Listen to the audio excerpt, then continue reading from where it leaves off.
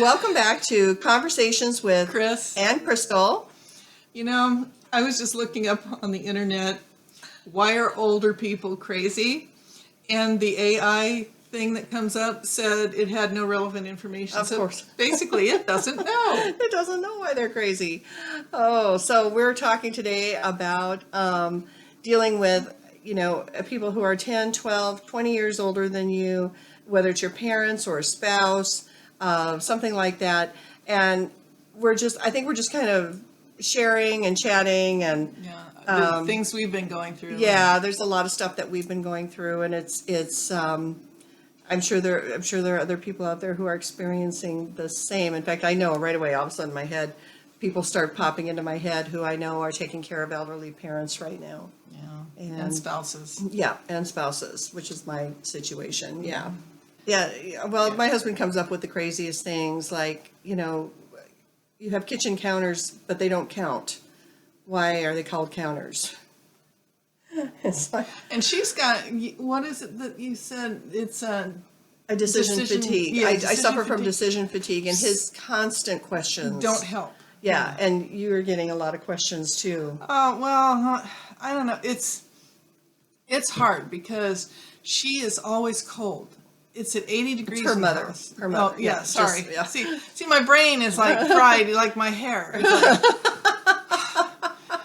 but yeah, it's like my mother is always cold. It doesn't matter. It could be 90 degrees in the house. She'd probably be shivering. Mm-hmm. But as it is, I kept the air conditioning on as long as I could at 80 degrees. I was still hot, but it didn't matter. She's like, oh, it's too cold for the air conditioning. When are we going to get the heater on? It's winter time. And it's like, it's not winter time yet. No, we're getting up in the 90s still. Yeah. And so I finally gave in and I turned on the heater. I had it set at 80. So now every morning, I'm freezing. It's so cold in here. I said, it's 80 degrees in here. Well, that thing must be broken. Well, we just had them out to look at it, and they made sure that everything's working. And during the day, it gets up to 84 degrees in the house, and I'm just, yeah. And then she's like, well, I'm pretty comfortable now. It's like, well, I'm not going to turn it up to 84 because then before long, it'll be too cold for her at 84. That's right. Yep. And then we're going to have a whole new threshold. I told her, okay, you know what I could do? I could turn it up to 90 at night and go sleep in the car, in the garage where it's nice and cool. But it's fatiguing. It is very, very fatiguing. I agree with that completely. And, we watch TV together, and he'll say, now I've seen that actor before. And it's like, I'm sure we've seen him 20 times before in 20 different venue, 20 different films or whatever it might be. And then he wants to know, well, who is he? Where have I seen him? Yeah. And then I have to go research and look it up. And having been in theater and majored in theater, done all that stuff, it's really hard for me to not enjoy a film without having to explain everything that's going on and who are the people. And my other favorite is that he forgets where things are. Where are we at here? What are they doing now? I don't understand. It's like you've been sitting here, but you're not listening. Yeah, I get that with my mom too. We watched the entire series, The Good Witch on Hallmark Channel. Yeah. We watched the entire series, all the movies, the entire series. And then one night I come out there and she's watching one of the movies again. She says, oh, did you know that this was on here? I was like, yeah, we've seen all of these. Oh, yes. We have? Right. I know. And so it's like, okay, well, I have them all, I saved them all, so you can watch them without commercials if you want to. Right. And one night she was watching one of them from the saved one. The stick, yeah. And she says, well, I don't, because it goes to the DVD player, you can plug it in there. And she's all, well, I don't need that remote. I said, well, yes, you do, because that's what you're watching from. Oh, I thought it was on the TV. And I was like, no. I know. He does that too. You know how you for me, I have the Fire Stick, and whenever that comes up, it comes up with all of the things that it recommends you might want to watch or anything like that. And he and I have watched a lot of series, gone through the whole series, and once in a while, one of those series will pop up again. Those old series that we already watched. Yeah, and he'll see it on there, and he'll go, "Oh, look, they're back." It's like, no, that is the same thing that we already watched. They're just, they don't, in case you want to see it again, or in case somebody else is watching or something like that. And I have to explain it every time. And it's very, very tiring. And then he did that the other day. What was it? I switched out placemats for fall. Isn't that fun? And his had so much dirt on it, but I can't wash this particular one, so I had to hand scrub it.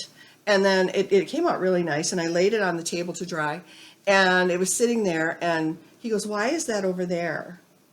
Why is that there?" And the hard part for me is sometimes I forget why I did something, and I have to think real fast. Okay, why is it there? Yeah, why is it there? What did I do? And I have to explain the whole thing to him. And his excuse is always, "Well, I was just curious." I know. It's like, you know what? I asked him, I said, "Why does it matter that it's sitting there? Why does it matter? Why do you need to know? It's not in your way. It's not hurting anybody. It's not doing anything." And I mean, but yeah, I think it's like they want to make conversation.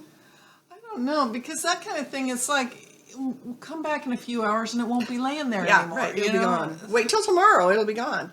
Yeah, he always says, "Oh, my wife had a cleaning frenzy. Now I can't find anything." And yeah. And then my mom is like, "Well, I can't wait till I get well. I hate being sick." And I don't know, it's a minor point and it shouldn't bother me, but I'm like, "You're not sick, you're injured." Yeah. So to me, it's like, if you say you're sick, to me, that's like you've got a fever or something, Right, and you're right. not. You're Yeah. not sick. Yeah. But she's like, I can't do the things I used to do. I said, "How do you know? You haven't tried." Yep. And I said, "Well, what do you want to do? Or what are you not doing that you think that you can't do?" And she said, "Well, I can't cook or clean." And I said, "Well, nothing's stopping you. Go in the kitchen and cook something." "Well, I don't want to." I said, "Well, there we go." Let's stop there. Yeah. Now, so if you don't remember, her mom fell in March. Yeah, So it's been how many months? So that's April, May, June, July, August, September. It's 8 months now. 8 months. Yeah. And so she's recovering from all of that, and it's been an ongoing process. And she ended up moving in with her mom to take care of her and do all that stuff, and finding out how that works or doesn't work, as the case may be. It's really challenging. Well, and when I was young, living at home, I used to lose my temper a lot. I'm a lot like my dad. I think it's in the blood, because he was A positive, I'm A positive. My mom's O positive, my brother's O positive. So it's like he takes after her. He's got her more gentle demeanor, never smooth, never gets mad, really. When he does get mad, watch out, but he doesn't get mad that often. But me, I used to, she would push my buttons and so I moved out, when I was 22.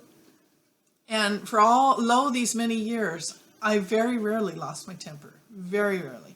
I moved back in with my mom, and I've lost my temper so many times I can't even tell you right now. Yeah, and I'm just it's like, really hard. why? And then I feel like a horrible person, because I don't feel like I'm compassionate enough, because then she'll start crying, when she's cold or whatever, and I'll be like rolling my eyes, because I'm like, "Oh, come on, it's hot in here," and you're like, "I'm freezing." But I feel like a horrible person because I'm not that compassionate when she's upset about things, and then she thinks I'm mad at her. "Well, I know you're mad at me." "No, I'm not mad at you." "Well, you look like you're mad at me." It's like, I'm just frustrated. Well, I can't help your opinion. Yeah, it's a challenge. It's a real challenge. And I was working with my dad when he was in the hospital with a brain bleed, and he's 87 now. He's doing real well. But at the time, his left hand stopped working, and he was very, very frustrated in the hospital with that. He was like, "Damn this hand, it doesn't do anything." And at one point, he reached up and started rubbing his eye, and I said, "Dad, you're rubbing your eye with your hand. That doesn't work." And okay, but it's challenging.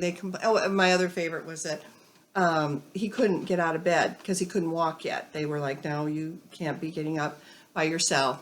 And I said, "Dad, you can't get out of bed," because he has his legs swung over the side.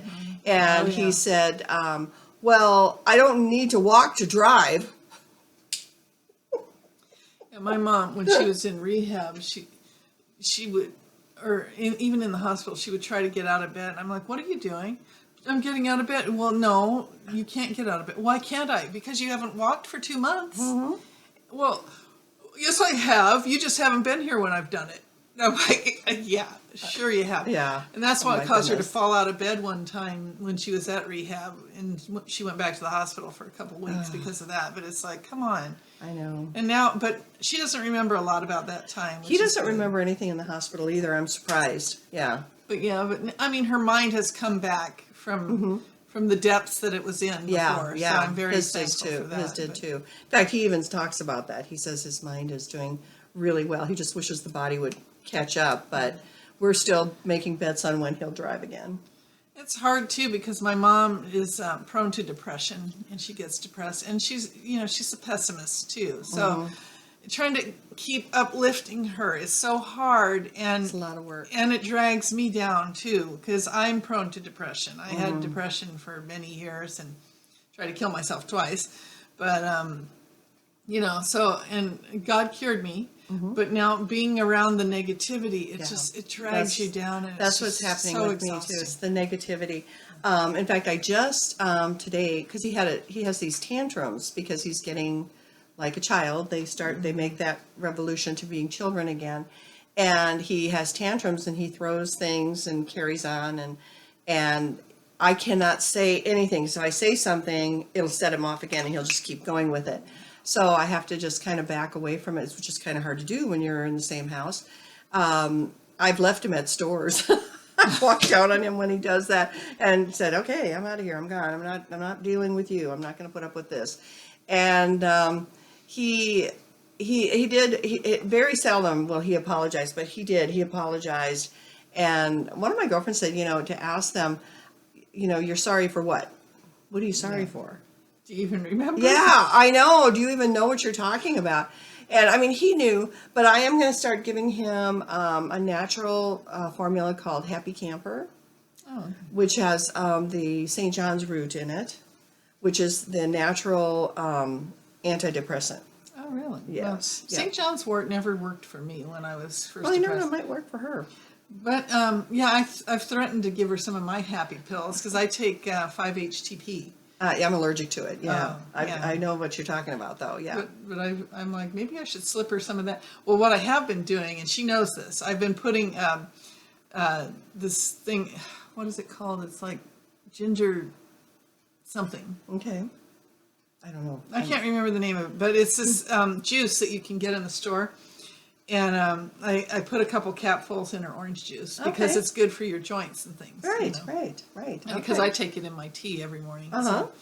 So, Yeah. So I'm like, well, maybe I should start slipping that pill in there with the rest Yeah, of her something, anything, and I told him about it, and he said, okay, well, let's start that then, because it just helps you kind of stay a little more even keel and not let, he said, well, I'm such an idiot, I do stupid things all the time. Why? What is that? I don't know what that They is. do that too because my mom, Yep. I'm just a loser. I can't. She Yep. hasn't done that in a while, which is good. But Yeah. But yeah, I don't know why they get into that. They do. He I mean, here we go to church and we learn about speaking positively because God did not make junk, and that's not where you should be living your life. You should not be in that mode of, I'm terrible, I'm stupid, and the dork strikes again. I'm never without it. I'm dork, and It gets wearing on you to hear that too. yeah, it's a negativity. Yeah, and it's it's a just constant negative. even if they're doing it jokingly, it's like just He doesn't stop. even do it Just- jokingly. He's totally sold on it that he's just an idiot, and it's so hard because you bring about what you speak about, and so these things will keep happening as long as you are, Saying vetting it, that. yeah. Yeah, Well, and I tell my mom, just trust the Lord. yeah, You trusted him to save your soul. Why can't you trust him to heal your body? yeah. Or heal your body and to trust him to, like I was telling Chris, I'm hoping that when we get to that age that we've learned, you don't have to speak for the sake of speaking. Just be quiet.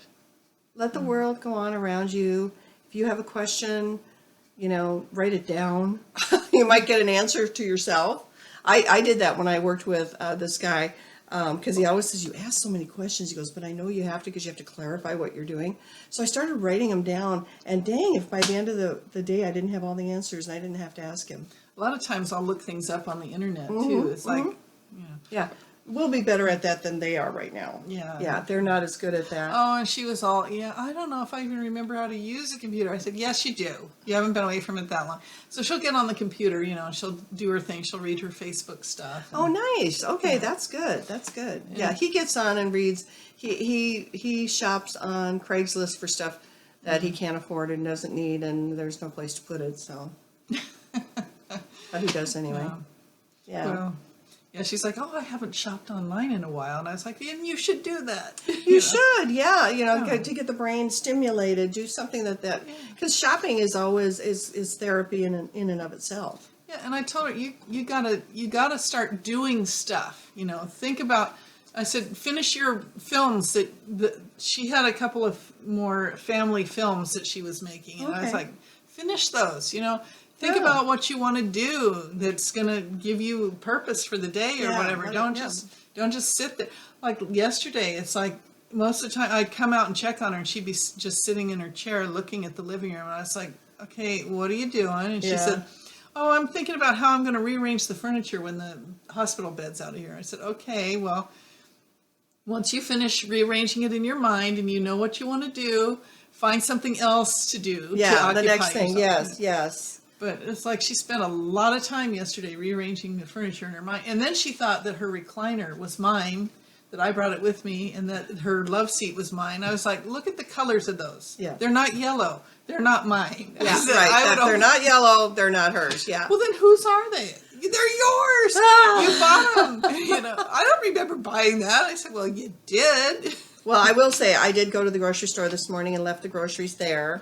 Came home, went, and went back. And they held them for me. I mean, they knew I had been there and they weren't worried about it. But I was like, oh, my goodness. One time I went to Walmart and I finished getting everything, scanning everything. And I was about to leave without paying. And I was, and I paid, they were going to stop me, of course. Well, of course, yeah. I was just like, I can't believe I did that. And I know, he says, I know. it happens. But it's like, I've never done that before. Yeah, yep. And then today I forgot my book because I always bring a list of what we're going to film. And I forgot that this morning. And So we're lost and all alone without it.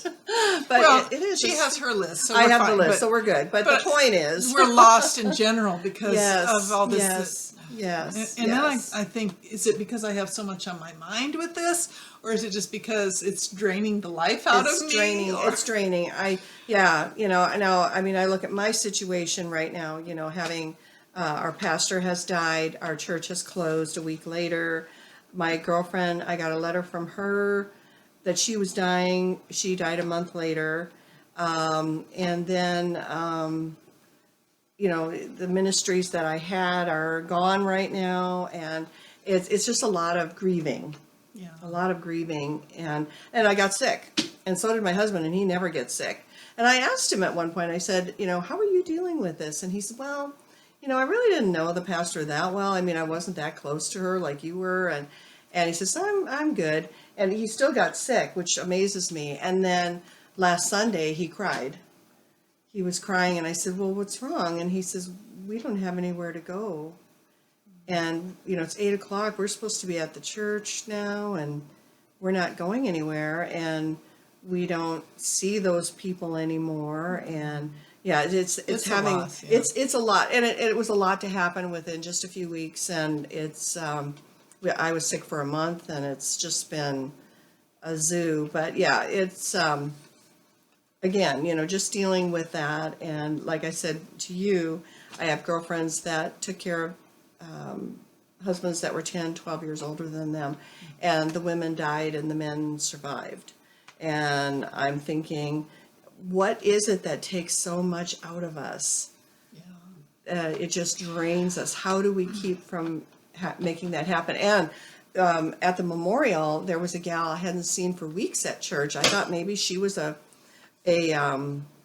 snowbird, and she happened to be at the memorial, and she said, no, she said, something happened with her brother, I think it was, and their mother couldn't stay there anymore. So her mother decided she wanted to go stay with her. So now she goes, my mother moved in with me, and she said, and it's killing her that I came to the memorial. She can't leave her alone at all. Oh, yeah. See, she's got to put up boundaries. Mm-hmm. And I had a friend who cared for her husband, who was quite a bit older than her, too, and in the last years of his life. And she said they will make up emergencies so that you feel like, oh, I've got to be there. In fact, on the way here this morning, I got a message from my mom. She was terrified. She said her right arm was hurting and she didn't feel well and she didn't know what to do. And so I called her back after I got here and she said, oh, I'm starting to feel better now. And, I'm just going to stay here, lay down in the bed until I feel better. And I said, well, were you feeling sick to your stomach? I was, but I'm better now, all this stuff. Yeah. But, and when she was in rehab, it was the funny one because she called me one day and she's all, it's getting close to my time. I said, what time? She said, I said, are you talking about dying? She said, I just wanted you to know. And I was like, and did you share this auspicious news with my brother? No, I just wanted you to know. Yeah. And it was like, it was a ploy to get me to come back because I had gone home to change clothes and I went back, and she was like, oh, you came back. I said, well, you knew I was going to come back. No, I didn't. Yeah, and I think that's what I told her too when she got here. I think her mother already forgot where she went. Yeah, maybe. Yeah, and had to come up with some drama to get so me that to call. so that you would because otherwise it's not, oh, that's not important, I'll call back later. But yeah, they have to make it more serious. It's crazy. I don't know if it's the drugs they're on. Is she taking anything? Well, yeah, she's got a few. Nothing that should mess with her mind. Like, I don't know. It's but hard to like, say because you have to look up side effects. Okay, yeah. That might be somewhere to check anyway, because they, you might need a pill to counter it. Ask what your you need. doctor if this pill's right for you, Yeah. and then ask if this pill that helps with that pill. Yep. We've heard about those, haven't we? Yeah. They're on TV all the time. So, well, we just wanted to air some of our thoughts and feelings on dealing with elderly people. Yeah. And Share your thoughts with us. Yes, please. If you, or I was also suggesting, and I don't know if this is the case, but I was suggesting that, she might take her mother to a, what would it be, a therapy type group. Because I don't know, is it possible for elderly people to understand? I mean, some of them, yes, I would say yes. That you don't need to talk about that stuff. You don't need to do drama with us. Well, you need to communicate. And it's hard for her too. Like I said, she's a pessimist, so it's always the worst thing that could happen. My husband is too. And I tell her, don't disasterbate. I love that. That's a good word. Is that in the dictionary? I don't think so. Okay. I've heard it somewhere, but I don't know. Anyway, the point is, be positive because positivity helps you heal. Yes. It's good for your health. Yes. Oh, I know what I was going to tell you when What? we were talking about how it drains. See, I had this other friend who she nursed her husband was pretty mean and nasty. Anyway, Okay. he worked her constantly. He would go take naps. They owned a store together in South Africa. And he would go and take naps and leave her working, and she had the kids to raise and all that stuff. And she nursed him while he had cancer. And even when he died, he didn't leave any money to her. He left it in trust that was to be controlled by her oldest son. And if she got remarried, then she would get nothing, that kind of thing. He was just awful. And I looked at pictures of her from that time period. She looked way older than she did after he was gone. And, she got her happiness back, But we talked about that. God will restore to you, and what was lost. We are of the opinion that even though we're exhausted now and everything, that it will get better for us. Yes. We're not. Yes. We will not give in. We will not let it kill us. Yeah. No. And we know that if something happened to them, we would miss them. Oh, of course. Desperately. Yeah. But well, when she was in the hospital and they tried to make us think she wasn't going to make it, I was a basket case. Yeah, that is. They always do that. It's awful. It really is. So, okay, well, let us know your thoughts and what things that you've done to help or to minimize some of the negativity in your life.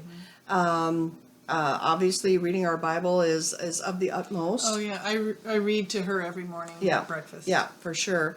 And, and pray for them that they can change that pessimistic side of them, and can find the love that God has for them. The peace and joy. Yeah, the peace and the joy. Absolutely. So, okay. As always, Take care of yourself because nobody else will. And bye for now.